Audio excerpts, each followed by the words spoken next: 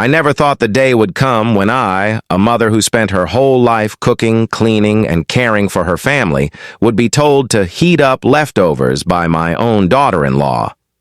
It wasn't the words that hurt. It was the tone, the coldness, the unspoken disrespect wrapped inside that simple message. My fingers trembled as I read her text, the glow of my phone illuminating the wrinkles of time and sacrifice etched on my hands. I looked at that message again and again, wondering when love in this house had turned into silent commands. My name is Martha, 62 years old, widowed for 5 years. I live with my son, Ethan, his wife, Clara, and their little daughter, Sophie. When my husband passed away, Ethan begged me to move in with them. "Mom, you'll never be alone. This is your home too," he'd said. Back then, Clara smiled sweetly and agreed. "Of course, Mom. We'd love to have you." But that smile faded over time, replaced by sighs, eye rolls, and whispers behind closed doors. At first, I tried to ignore it. Clara was young, balancing work and motherhood. I told myself she was just tired. But the tone of her words slowly shifted from polite to commanding.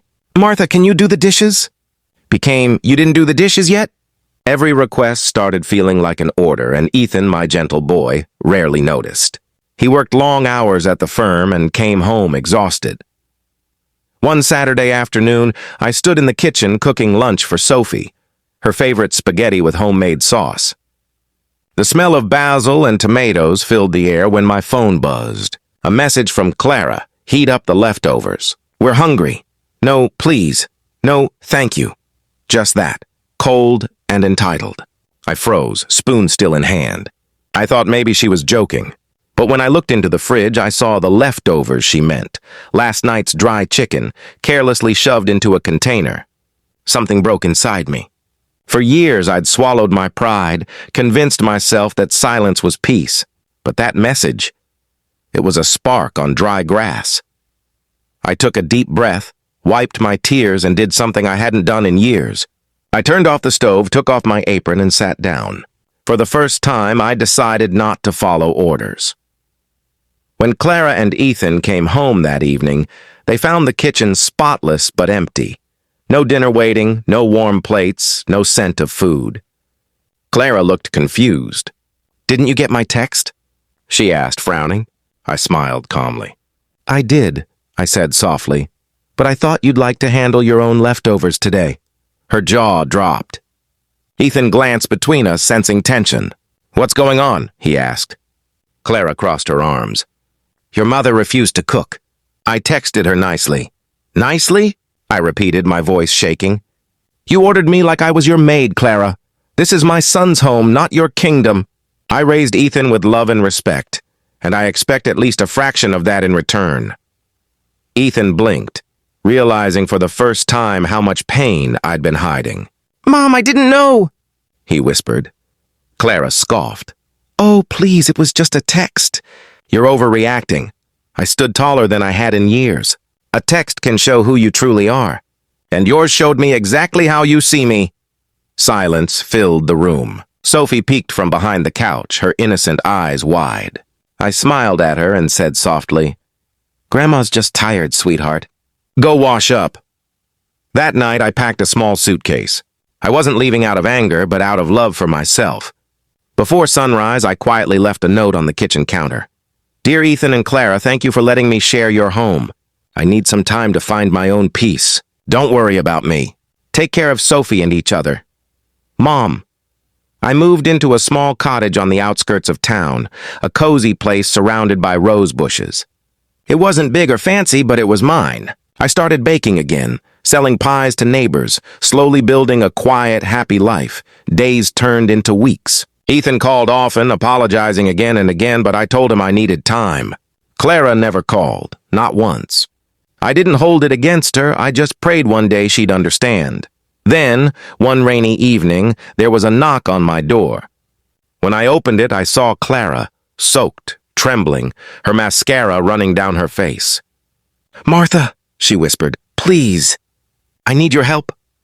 I led her inside, wordless. She broke down at my table, crying harder than I'd ever seen her cry. "Ethan was in an accident," she sobbed. "He's in the hospital. I didn't know where else to go." My heart sank. Without thinking, I grabbed my coat. "Let's go," I said. At the hospital, I saw my son, bandaged but alive. The doctor said he'd recover, but he'd need months of rest. Clara looked at me with tearful eyes. "I've been horrible to you," she said. "I took your kindness for granted. When you left, everything felt empty.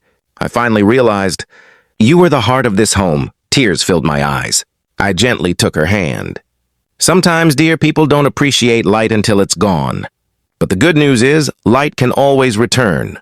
From that day, Clara changed. Truly changed. She started visiting me often, learning my recipes, asking for advice. When Ethan came home, she cared for him selflessly. One evening, as we all sat together around the dinner table, she placed her hand on mine.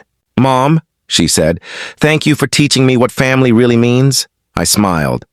"No, Clara, you taught yourself. I just gave you the space to see it."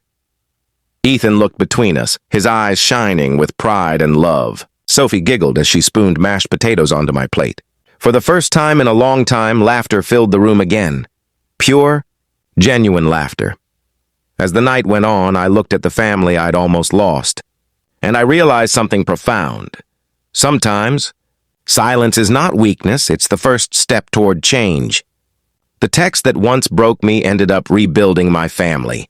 And to everyone watching this story, remember, never let anyone's disrespect silence your worth. Love doesn't mean obedience. It means understanding, patience, and the courage to stand up when your heart is hurting. If you've ever felt unappreciated, forgotten, or taken for granted, this story is your reminder that your kindness matters. You don't have to shout to be heard. Sometimes, walking away is the loudest message of all. So if this story touched your heart, if you believe love and respect can heal even the deepest wounds, don't forget to like this video, share it with someone who needs hope, and subscribe to our channel for more real stories that touch the soul.